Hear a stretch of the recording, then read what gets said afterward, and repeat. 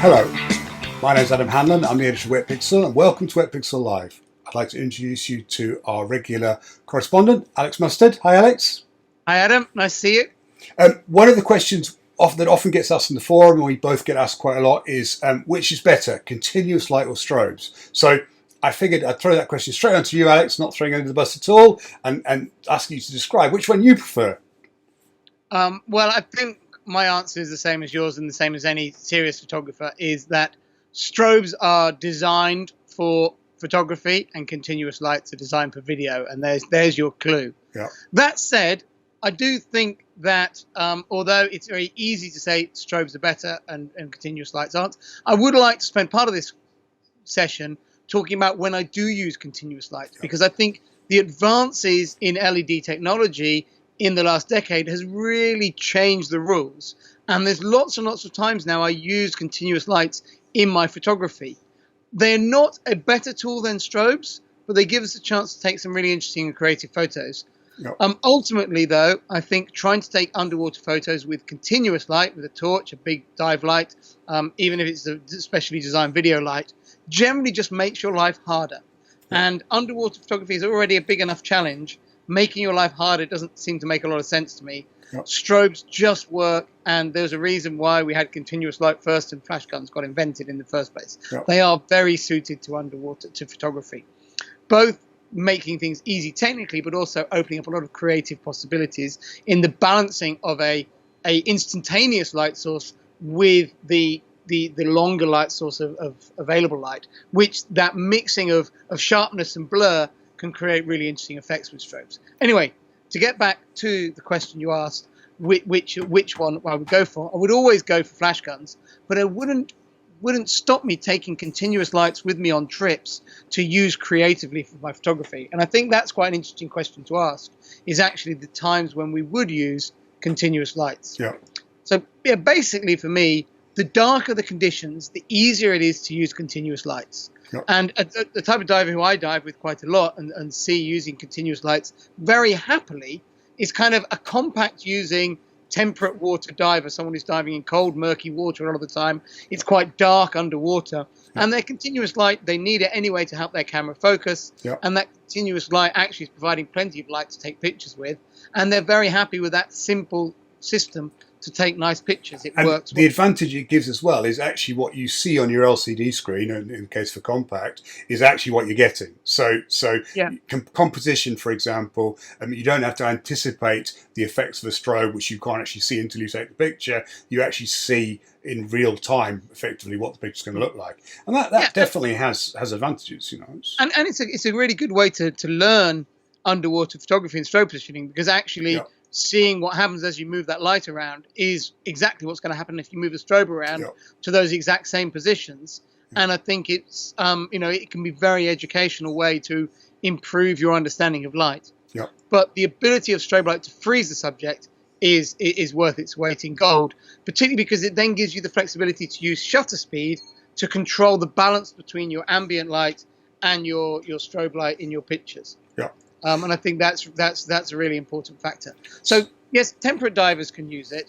I think the other place that we see good use of continuous light by serious photographers as their main source of lighting is in cave and some wreck photography. Yeah, deep inside holes of wrecks. Yeah.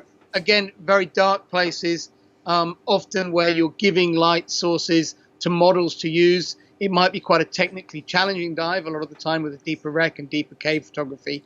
And as a result, you want something nice and simple for people who, aren't there just to pose for your pictures endlessly to use. And again, it has the same advantage because you're seeing what you're getting, which in a stressful, difficult diving situation is really useful. Moving strobes around, you may not have the option in those environments to go and reposition a strobe that's not at quite the right angle, which you only discover when you've moved away and fired the remotes. So important. And I guess in that situation as well, the photographers are dealing with non-moving subject matter. Yes, indeed. Stalactites, they're not running around, and the same with guns and big anchors and things on wrecks. They're not going anywhere. So ultimately, I think just to sort of summarize my opinions on why I wouldn't use them normally is they just make your life harder, and underwater photography is hard enough. But when ambient light conditions are low, they can become quite a useful tool. And I think, then it does change the rules a little bit. A few of the times that I use them is I definitely use them in rec photography, and often to make creative effects. So this first picture I was going to show you is taken inside the Kittiwake wreck, and it's an old tank storage room. So you've got this wall full of holes, and it was a really easy place just to stick a big video light the other side of the wall and shoot through the wall. And to do that with strobes, the strobes arm would take time, and I'd kick up sediment. With a video light, I'd just take the video light out of my pocket, stick it on the wall, on a shelf on the wall of the wreck, let it shine into the room, take my picture. Really nice, simple, easy way to work when you're inside a wreck. You want to work quickly. Although for me, I tend to use them more for creative type shots. So this next shot is on the Thistlegorm wreck, and this is a dive I did with my friend Tobias Friedrich, who's a very accomplished photographer. He wanted to do a shot with a motorbike backlit, but to try doing that shot with continuous lights. And he had a couple of his big Cowden video lights for that, and they're really nice and powerful. But we still had to wait for it to be quite late in the day for the ambient light levels to be low enough, even though this is inside a wreck. Even though you're in a hold, yeah, because otherwise the lights just weren't bright enough for this effect. So, there are limitations, but the advantage of the video lights to create this amazing kind of flaring backlight around the motorbike wheels is that you can see what the light is doing. Whereas when you set this shot up with strobes, as off-camera strobes, you need to really do a lot of trial and error or really understand the technique to be able to get the strobes in the right position. Whereas with the Cowdens, I just swam over, put them down, and then I could just move my camera position very slightly, and I got the light exactly as I wanted to without any adjustments at all. And I think it's got this wonderful kind of almost like a stage lit effect, and the slightly softer edges of the light that you've got actually really suit the scene. I think with the strobe, you get a slightly harder edge. So I think this is a good example of a place where using continuous light creatively is probably better than using strobes. Yeah, absolutely. And I'm a big fan of using them. I don't want to underestimate that. I just think any photographer who's starting out who thinks this is a shortcut is going to make their life a lot harder for themselves and basically set themselves back. Yes, you can take all these pictures, but in the bright tropical conditions that most of us dive with, video nights need to be very, very, very powerful to be any use.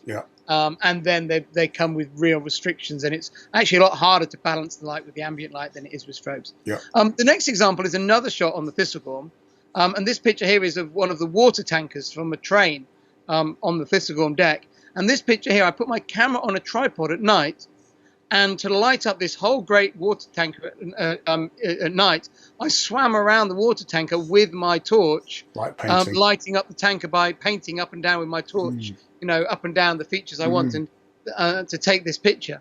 And so that's how I took this picture. So that was kind of a really unusual way to use the torch.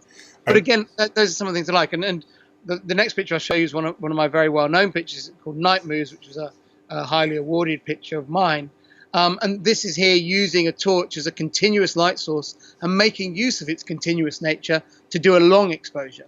And this is a 4-second exposure. And it's a piece of coral at night, backlit by the torch. And then the light from the torch was attracting plankton, which were attracting small fish, silversides, which were swimming around. And then that whole sort of food chain was attracting larger fish, barjacks, which were then swimming through the picture, which are making the big trails you can see. So obviously it's not the way to normally take a picture, but I think this technique has created a very unusual and eye-catching image. And again, it's important to stress, you couldn't take that picture with a strobe. It just wouldn't work. No, I think that for me is interesting. I know you and I, when we were in Lembe last time, we were trying a macro lighting system made by RGB Blue, which was really nice in the right situation.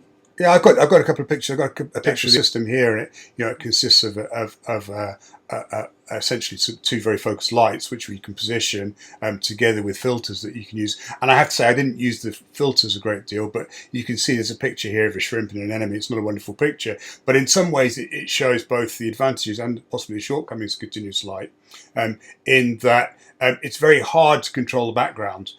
Because in order to get sufficient light on the subject, I had to open up the exposure in the camera, which tends to mean therefore you've got light falling in the background. Having said that, it's really brought out, I think, the colours, particularly on this very pink anemone, really nicely. So I would say it's worked to a degree. I'm not sure that could I get the same subject with a strobe? Probably.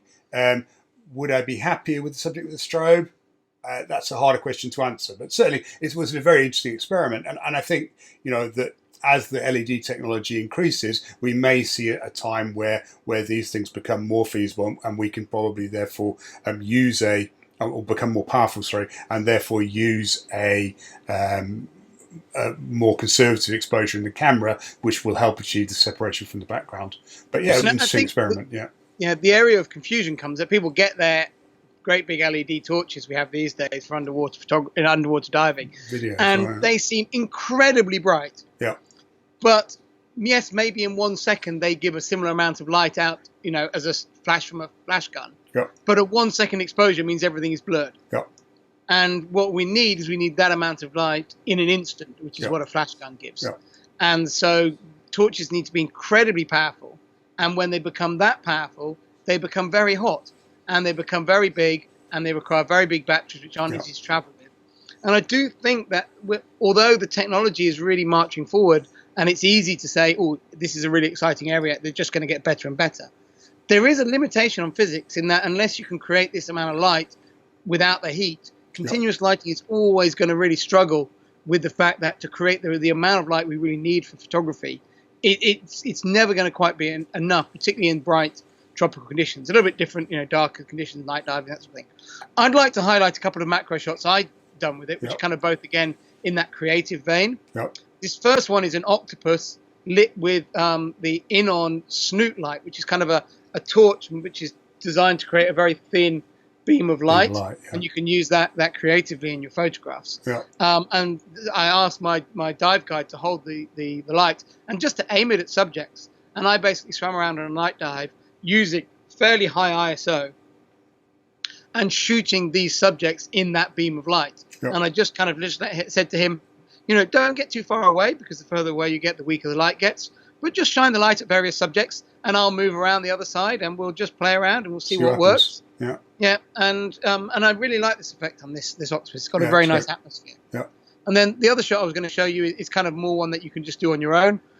Very common to find these pygmy lemon gobies living in bottles and things like that on many muck diving sites. Yeah. And here I've just put the torch behind the bottle. Yeah. And in this case here, the bottle was a brownie beer bottle. So I've got this kind of amber glow behind it. Like, green bottles give a green glow, etc., etc. And if you really want to get into it, you can always put coloured gels on that torchlight. Yeah. And I think that's quite a nice way to work with that sort of subject. And again, I just had my torch on the sand behind the bottle, so I was able to do that very easily on my own without needing anyone to help me. Yeah. So those are some of the ways that I use continuous light for my photography, and I love using it, but I would never want to use it as my only light source.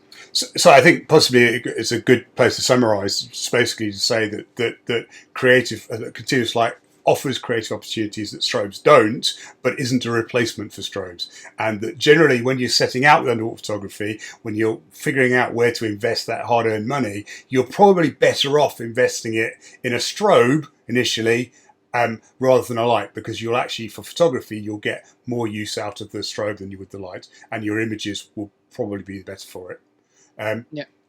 So thanks very much, Alex. I'm sure we can find some ambient light shots on your website. I think Night Mood's on your website, isn't it? So it's another place to look. Yeah. So if you go to amustard.com, you'll see them there. I'd like to thank you all for watching. I'd like to thank our sponsor, which is Keldon Lights, and please subscribe to the channel. If you'd like to make any suggestions, please do so, and like this video. Thank you very much. I look forward to seeing you.